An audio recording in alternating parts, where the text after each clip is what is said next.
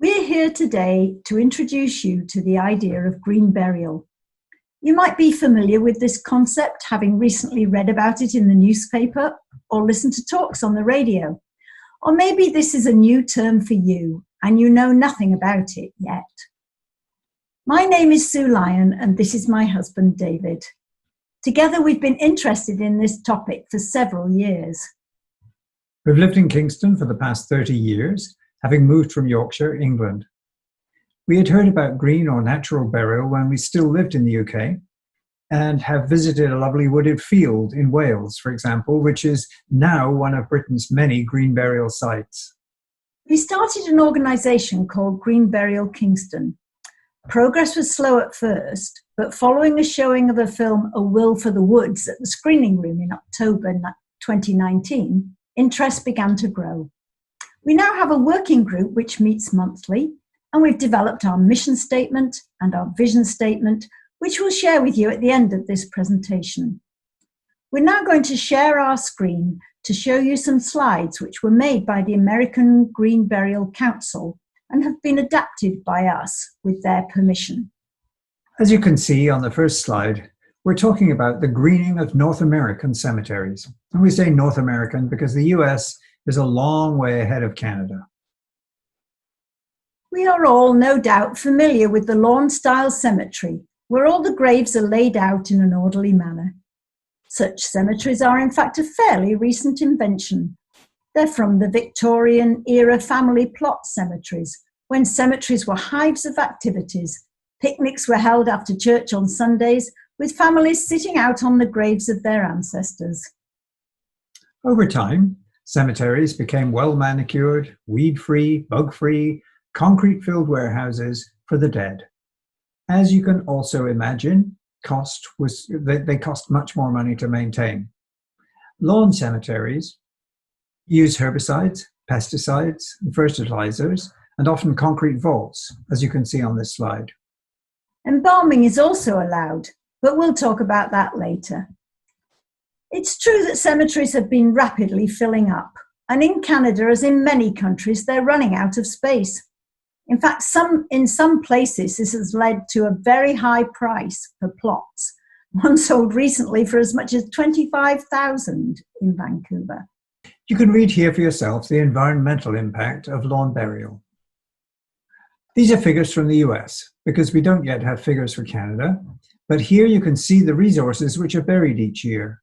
Millions of gallons of embalming fluid, which is made up primarily of formaldehyde, many meters of hardwood for the coffins, tons of concrete for vaults, plus copper and bronze for ornamentation, and tons of steel. Providing each of these items can pose safety issues for the workers, especially in the embalming industry.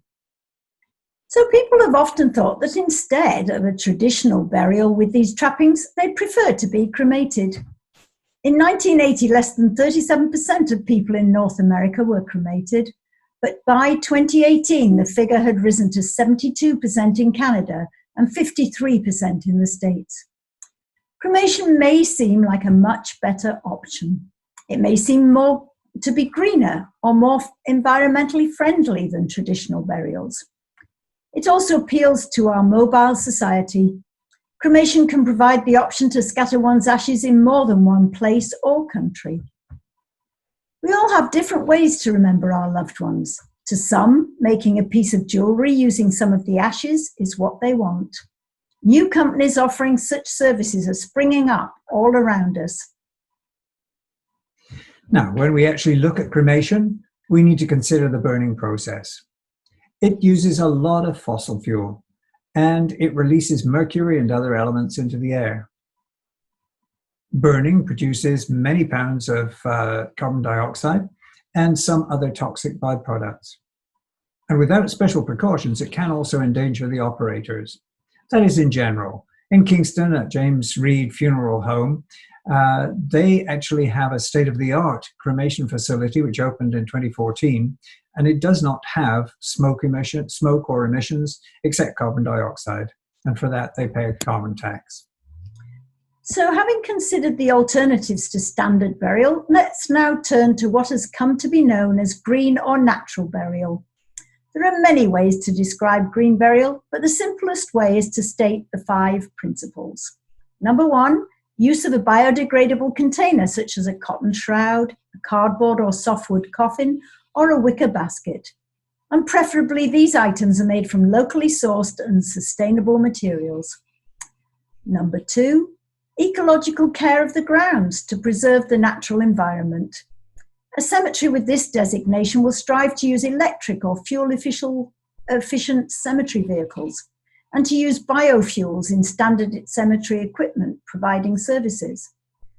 They'll strive to have a program for cemetery-wide on-site recycling and/or composting of landscape and organic debris and general waste. And they'll strive to continuously engage in cemetery-wide ongoing greening initiatives. Number 3, communal marking of graves, and we'll look more at this later. Number 4, no embalming. Number 5, direct earth burial. This means no outer container is used, just the body and the casket. No burial vaults or grave liners. Let's think now a bit more about embalming and vaults. Embalming is a very invasive procedure to remove all the blood from a body and replace it with a chemical fluid. However, for regular purposes, this isn't necessary, and nor is it legally required. Embalming may well be funeral home policy, but for a viewing of the body after death, but viewings are also possible with refrigeration. So where did this notion come from? Well, prior to the American Civil War, embalming was hardly practiced at all. It only became popular as parents of American soldiers wanted to have their sons' bodies transported home for burial. This isn't possible without refrigeration. In fact, even today, if a body has to be transported out of country or across provinces, embalming is required. Vaults are not legally required, but were used to make sure that the ground above stayed level and was easier to mow. And there are no other advantages. So let's look at the advantages of green burial. Green burial in its purest form protects worker safety, conserves valuable natural resources, reduces carbon emissions, and preserves or restores the habitat in the area where our loved one will be buried. Family participation is another thing that's been re-emerging and is possible if your family wishes this. In a traditional ceremony, family members may sprinkle a little earth or drop a flower onto the coffin. But here in the woods or meadow, family members themselves could choose to lower the body into the grave and to cover it with soil. This helps a lot in the grief process. The first goal of green burial is to allow natural decomposition, gifting the body to the earth organically, rather than trying to impede its decomposition with chemicals or causing restrictions on decomposition by encapsulating it in containers or vaults. We said before that people used to go for picnics in the cemetery. Well, green cemeteries can be a place today where community activities take place. And there are many green burial cemeteries in the US where a conservation element has been procured, and these are places of beauty where life goes on. It's worth mentioning that scientific evidence shows that burying a body at a depth of 1 meter ensures optimum temperature and moisture level for rapid aerobic decomposition.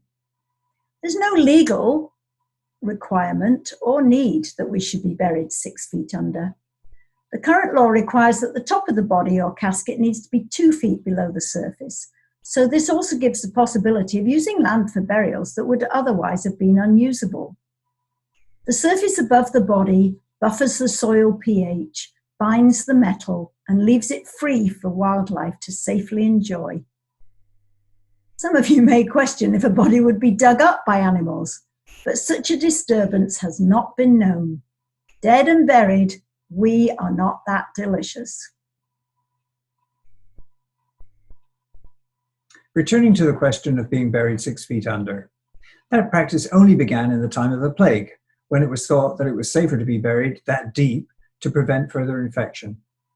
However, as you can see in this slide, there's no scientific reason for this, except in cases of some very specific and more unusual infections like Ebola.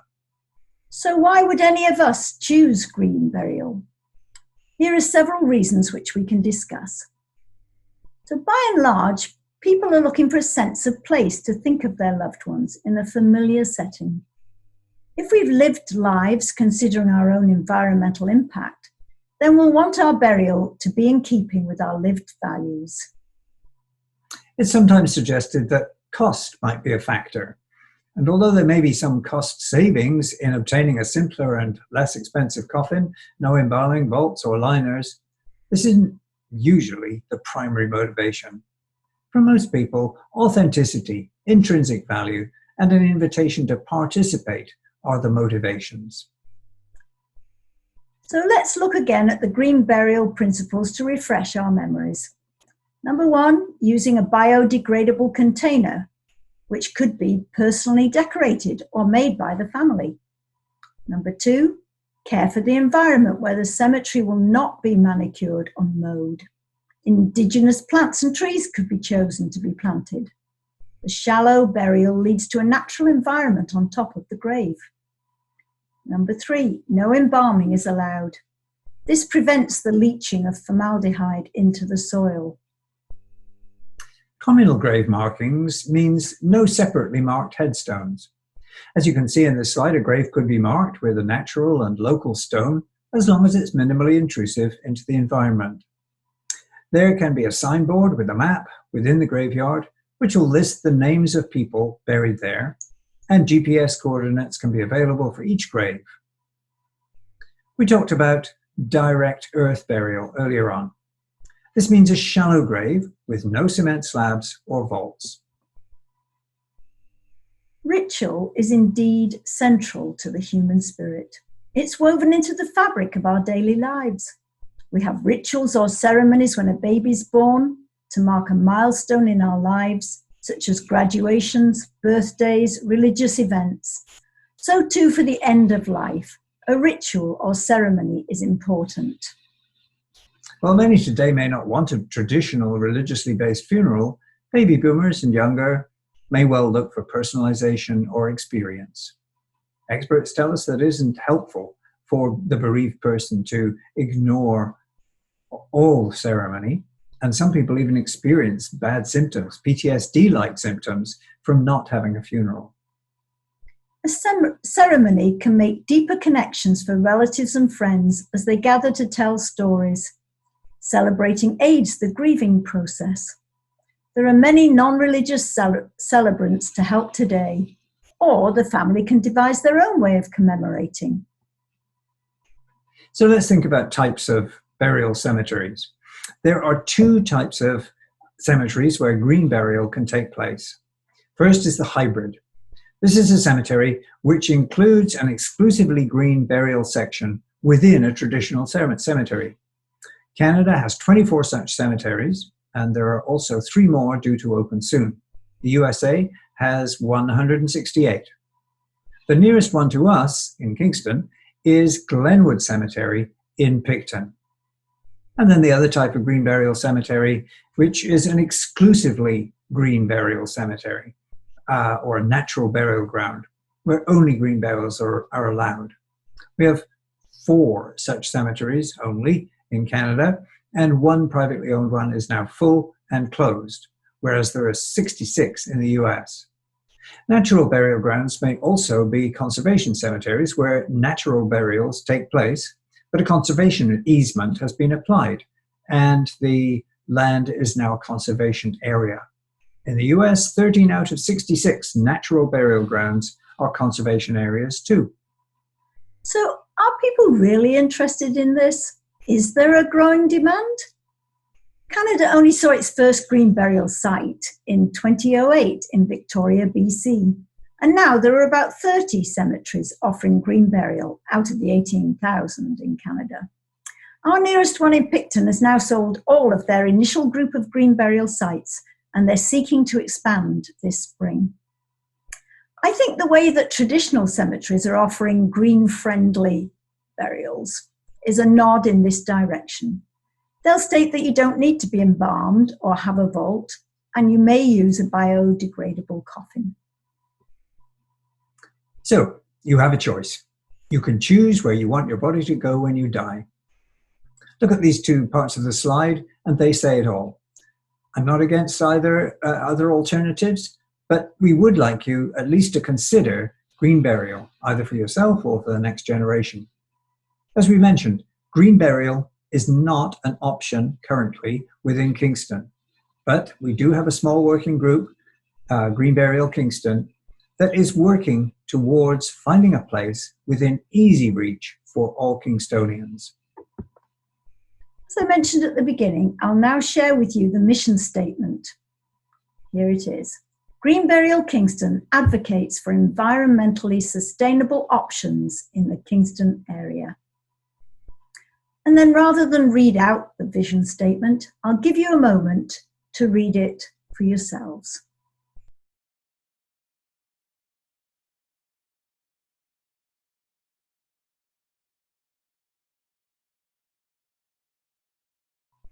And finally, here are some resources and contact details for Green Burial Kingston, for the Green Burial Society of Canada, and the Green Burial Council in the US, and details as well of a further group called Talk Death.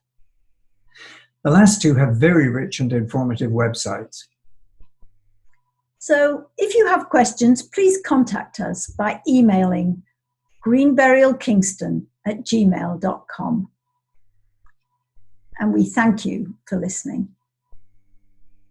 Goodbye.